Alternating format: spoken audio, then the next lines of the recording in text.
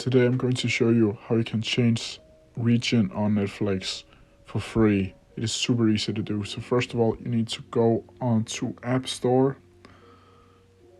You need to click on the search icon and click VPN. It's a totally free VPN and totally safe.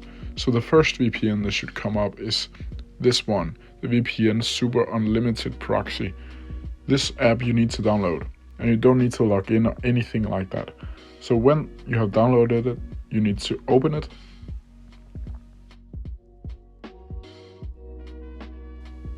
And when it's open, you're just gonna click on here with the fastest connection and just click on that. You can choose between the free, the VLP, or the history.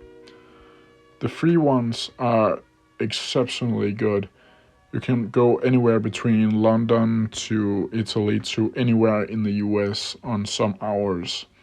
So I'm just gonna choose London for now, which is also the fastest VPN for me currently.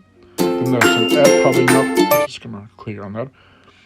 And then up in the top right, you can see that the VPN has been activated. And as you can see there's a duration on 12 seconds.